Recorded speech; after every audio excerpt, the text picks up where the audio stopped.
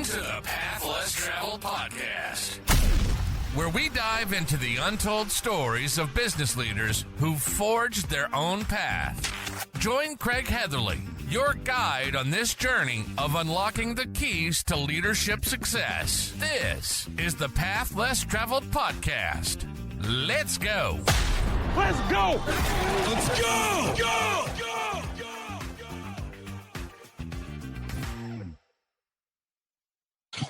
Welcome to the Path Less Travel podcast. This week we feature the founder of Viewrail, Len Morris. Len, thanks for doing this. I'm looking forward to our conversation. Thank you. It's been great to get to know you, Craig. Really appreciate you having me.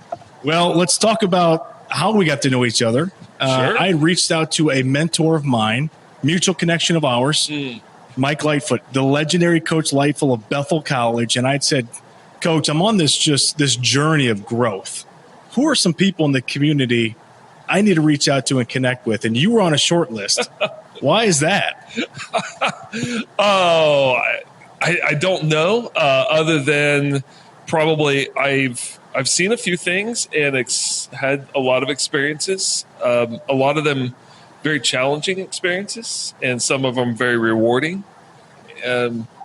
Father of a few kids, and you're a father of some kids. And so I think there's just a lot of overlap in the journey that I may be, 15, 20 years ahead of you on. And probably not ahead of you in achievement, just ahead of you of time. That would be my guess. Well, he's a huge mentor of mine. I'd like to kick this thing off with just your thoughts on mentorship, and then has there been people along the journey that have kind of helped you along the way from a mentor perspective? It's so interesting that mentors grow and change through seasons, and the mentors that I have had throughout my life have not been persistent. I've had this one continuous mentor, but there's been a stream of people. And interestingly enough, it is a connection with Mike Lightfoot. One of Mike's best friends was a high school teacher of mine who became more than just a teacher, really became a mentor that set so much of the course of my life in direction. Yeah. His name's David Phipps. Got it. Well, tell us about Viewrail. You founded the company early 2000s, correct? Yes. How'd you do it, and where is it at today? We did it the hard way. That's how we did it. We were just young and dumb and didn't know very much about the strategy of business or all of the ins and outs. I had an IRA. I had about $16,000 in my IRA and cashed out, pulled it all out of there and, honey, let's go do this. And we didn't have a lot of other things going for us other than a lot of will and determination and a refusal to give up. So it was started out of our garage. Garage later became a hog barn. Bought an old Amish hog barn. Wow! And because it was Amish, didn't have any electricity in it. We had to run electricity to it, and we're trying to start an internet-based business in a hog barn that was Amish. We're back in the days of there's no fiber. Fiber wasn't really a reality. There was no DSL even. And so we had 4 dial-up connections coming into one modem to try to give us enough internet connectivity and bandwidth to be able to run it was a train wreck. I don't even know how we got here. Well, where did the idea come from? So it's been a series of solving problems. And so we saw that there was a problem and there was a need. I was pastor of a church, and there was a need of somebody said, I'd really like to have nice hardwood moldings in my house. I would like to have a new router. How about I buy a router and you kind of pay for it by letting me make the moldings for your house? And it kept growing from there. And then I think kind of the next pivotal moment was somebody else wanted moldings for the house. They also wanted stairs. And I said, sure, I do that. And she said, well, can I have them a different color? And it was kind of that moment of customization that we figured out that we needed to figure out how to be a customizer of finishes and solutions for people. And that propelled us forward. So what are some unique things about Viewrail? So Viewrail's a very technology-forward business, and our investment in really rapid 3D modeling tools to be able to model stairways. I think the other major uniqueness is that we manufacture everything. And that's manufacture everything. Manufacture everything. And people are like, oh, okay, like you manufacture the wood and stuff. No, like we make the screws, we make the glass, the wood, the steel, the aluminum. And is it because I'm a control freak? Well, yeah, maybe. But I think every business owner has to be, at some level, a person who really wants to take control of their own destiny. Because I just kept finding as I tried to put the future of my customer relationships and the destiny of my business in someone else's hands and trusting in a supply line of custom materials, it just didn't work. And we decided just to make everything. And we're having great fun with it, because if there's a problem, there's one finger to point at, and that's at us. Well, the title of this podcast is The Path Less Traveled.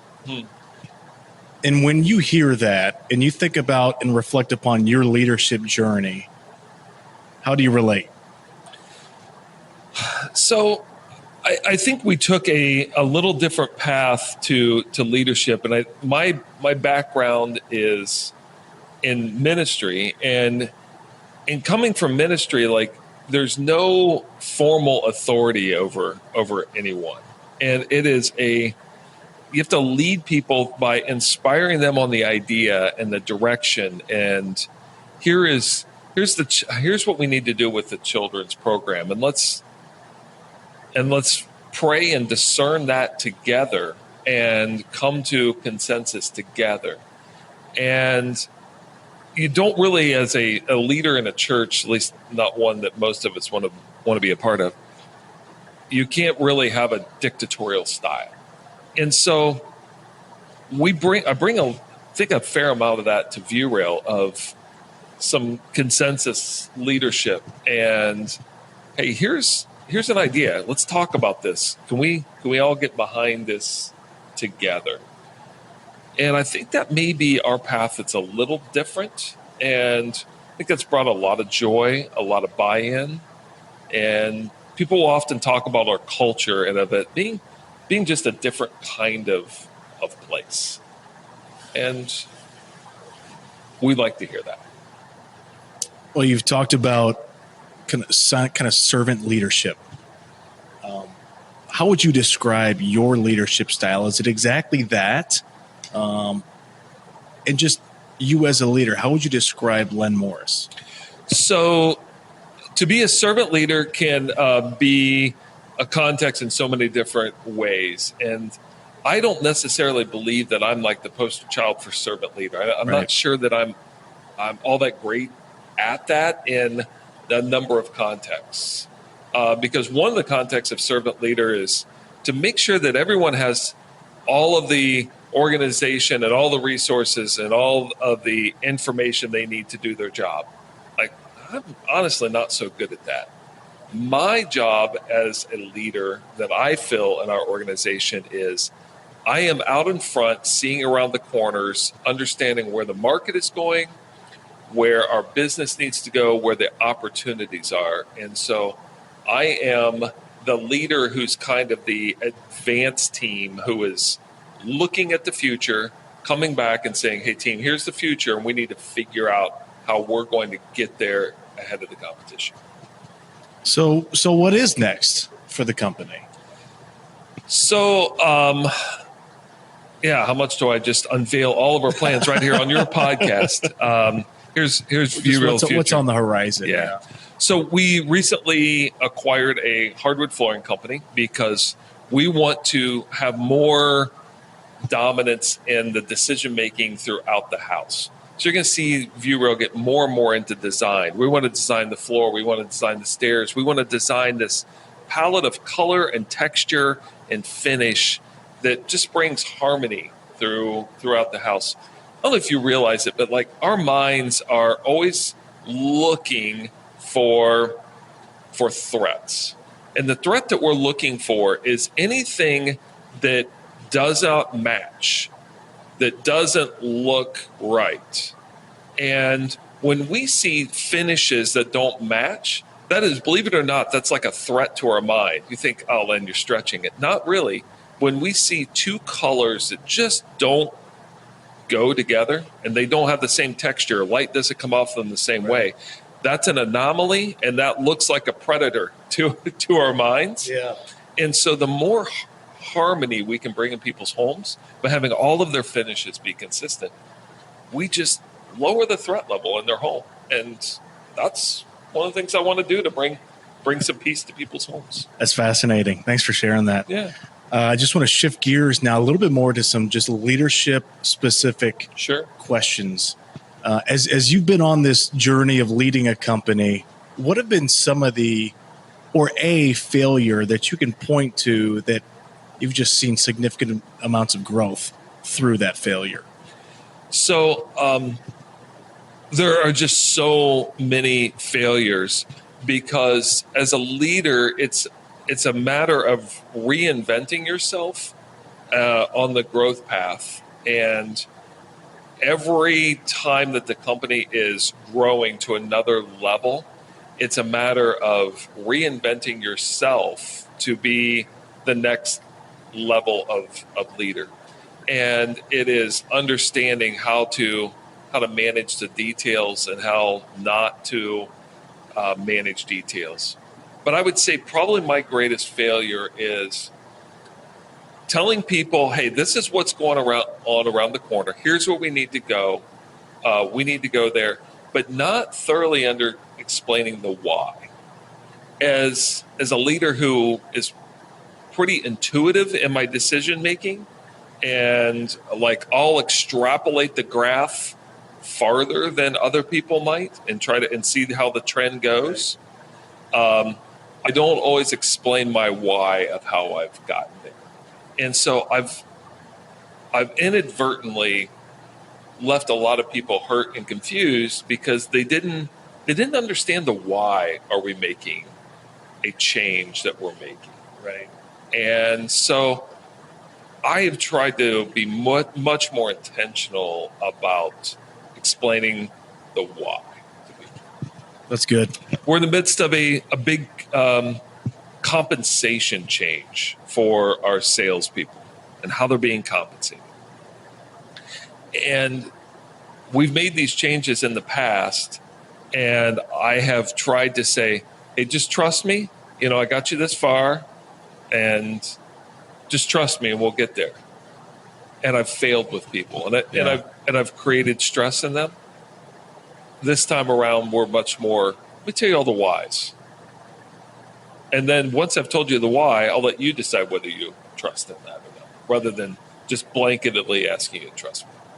You mentioned reinventing yourself as a leader over different periods of your life. How do you do that? Is it through peers? Is it through books that you're reading? How do you reinvent yourself? Yes, it's all of those. I am a pretty voracious reader, now more listener via Audible, and also a great, I believe, student of having some other people in my life that I want to be like and I want to learn from, and trying to extract that out of their minds and their lifestyle. But I think the reinvention of oneself as a leader is, by and large, searching down deep inside and saying, you know, what holes do I have? Because I know I have some holes, and let's go to work on them. Let's fix it. So do you have some favorite books then? Probably going to go to, like, we have a bibliography, and I could share that with you. And as think about that bibliography at the top, like, must reads for Viewrail is the Toyota Way, and lean thinking is just business normative. And if you don't understand lean thinking, and lean thinking comes out of Toyota, and it begins, I think one of the best books on it, foundational, is Toyota Way. The other one that I say is foundational for us is Eli Goldratt's The Goal.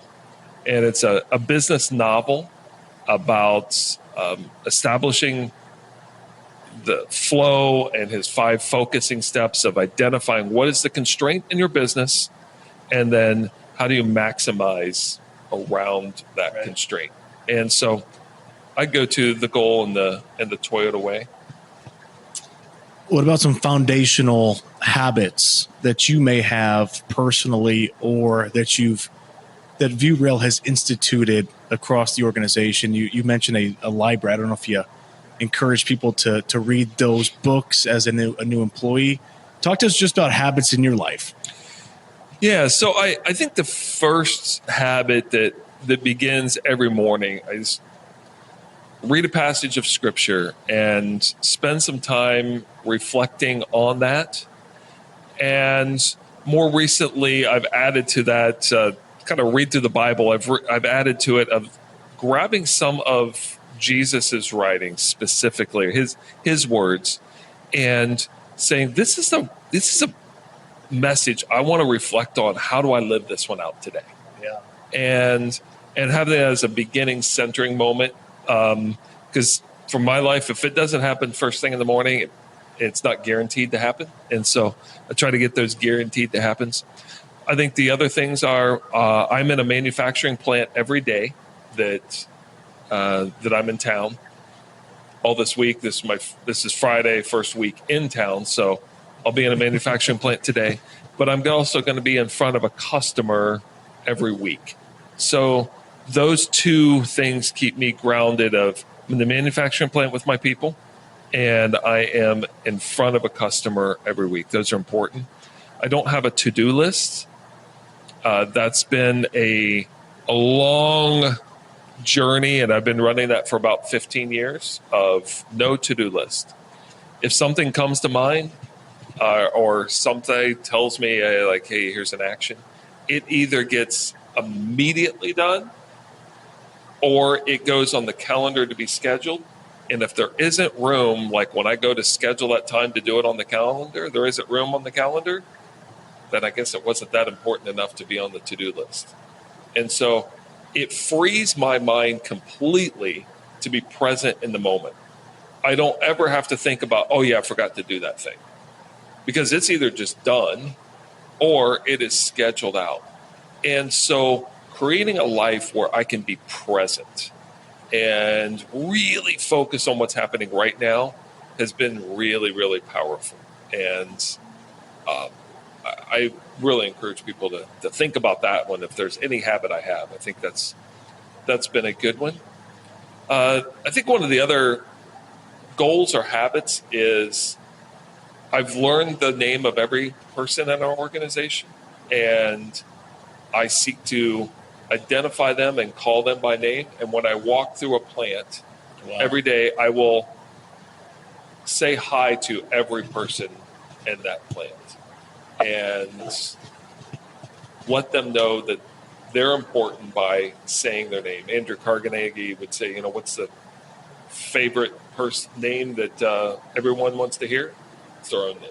And so try to apply that. Those are a few habits. Well, I honestly want to scrap a lot of the questions that I have for this, because you just mentioned a couple of things right there. This idea of scrapping a to-do list. Yeah. How did you arrive at that?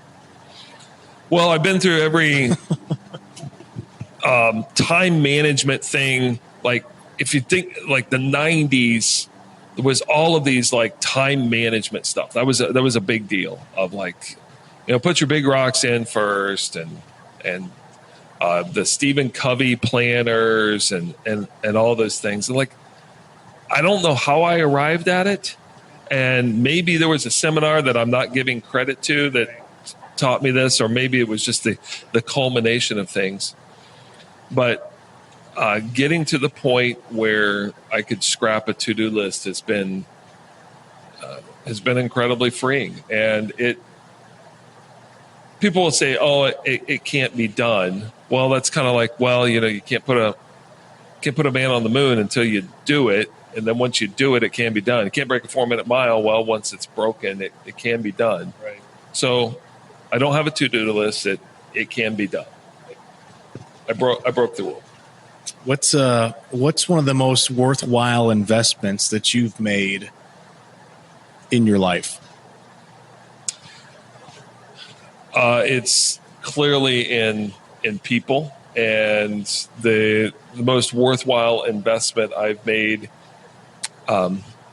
has been the other thing I do. Another habit I have is a walk into work. So it's about at max 30 minutes from my house to any of our plants that are our Indiana plants, not that isn't our other stuff. I don't walk to the California warehouse. But every day when I walk into work, I walk in with someone else. And just having that time to be able to talk to somebody else, and we're on the sidewalk, we're not in a conference room, we're not in a threatening space. And it's been a really good investment of my time every day. So do you physically walk to work? All year long, all weather, no matter what. Snow, rain, everything. How long have you been doing that for? A few years. Yeah. Can you remember the worst walk that you've had to work?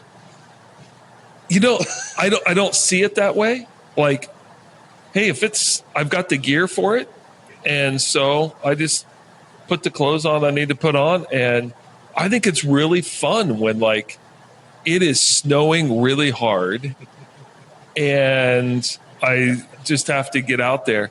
I think I will say maybe some of the worst walks are when it's just all ice covered, and I'm really just scared like I'm gonna fall because those are the worst ones. 2 or 3 final questions here for you. Do you have something that you're most proud of? Or one of the things that you're most proud of? Yeah. So I feel like I got to give some of those trite things of like kids and grandkids. I am really proud of the relationship that my wife and I have been able to build, and we worked together for 30 years. She retired a couple years ago. We still continue to work together. So I'm really proud of the fact that we're able to use business as a place to draw closer together. I think I'm proud of the culture of business that we have as a place where we can forge meaningful relationships, and they are relationships that can extend to how do I help you be better and you help me be better as a person, not just as a revenue generating entity. Like the revenue generating has to be a piece of it, and if revenue just isn't ever generated, then or ROI isn't generated, then at some point it's going to collapse. And so we can't just ignore those, or we're ignoring the fact that we're just eventually going to collapse. But we can have, alongside of ROI and revenue generation, a real desire to be the best. And one of the things that I challenge people is to say, what can you be the best in the world at? So Craig, what can you be the best in the world at? And it may be something very narrow. And like I've chosen this very narrow area of stairways. Like I want to be the best in the world at my very narrow area. Because like what's my alternative goal. Well, I'm happy to be second or third best. Like, that doesn't make any sense. Like, need to pursue that idea of the best. And I think everyone in my organization can find some narrow area in which they are the best in the world at applying powder for the powder coating process for this post that they are applying powder to. Because why would they want to just choose to be second best? What advice would you give to a younger you? The younger me, I was 35 years old when I figured out that how much fear was governing and controlling my life. And that was a real spiritual awakening. And so I would come to that spiritual awakening earlier. And for me, it came through a weekend experience called Mark Ben for Christ, where I really just came to understand the wounds that I had, that I was packing around, and how that wound of fear was spilling over into other people. And so the younger me would understand my woundedness and find the healing power of Jesus Christ sooner and earlier, and be able to further unpack for me why God says more than any other phrase in Scripture, do not fear. I'm with you. What are you afraid of? Afraid of those things that you've created in and of, that I've created in and of myself. Final question for you. What is one of the kindest things somebody's done for you? The kindest thing has been a good friend of mine, Ed Lugville, has been kind enough to continue to pursue me and speak really hard truth to me about where he sees the condition of my soul. And to ask me the really, really difficult questions about where my heart is at. And that kindness that he's extended to me over a long period of time has been extremely, extremely generous. We'll get together for coffee. We'll sit there for 2 hours, and he won't let me talk about him or ask questions about him. He will just be kind enough to probe into my soul for 2 hours. Well, that's all the questions I have for you. Is there any type of advice you would give to leaders or aspiring leaders, or anything that you want to mention about Viewrail? The floor would be yours. I would encourage anyone to figure out what are you gonna go break today? What rule, what material, what idea or construct that you maybe have held on to really hard, are you just going to break it today? Because I don't think until you break something, you know anything. And I'm not encouraging you to break any moral things, but I'm encouraging you to break some of the things that you have held on to that you thought was important. Of some of those rules of maybe, well, I thought I couldn't call a customer after 6 p.m. Or I thought that you couldn't use a material in a certain way. I thought you couldn't plant green beans this early. Like, just go break some rule and then get some learning off of that so you can move forward. I think we're all too stuck in the data that we're trying to extract from what's happened in the past. Go break something today. Well, I'm so happy that Coach Lightfoot connected us, and I'm so thankful that you took time out of your day to join us on this podcast. So thank you, Len. Thank you very much. It's been a joy. Well, that's it for this week's episode of The Path Less Traveled with founder of Viewrail, Len Morris. See you next week. That's it for this week's episode of the Path Less Traveled podcast. Be sure to follow us on your favorite podcast platform. From Craig Heatherly and all of us, Thank you for listening.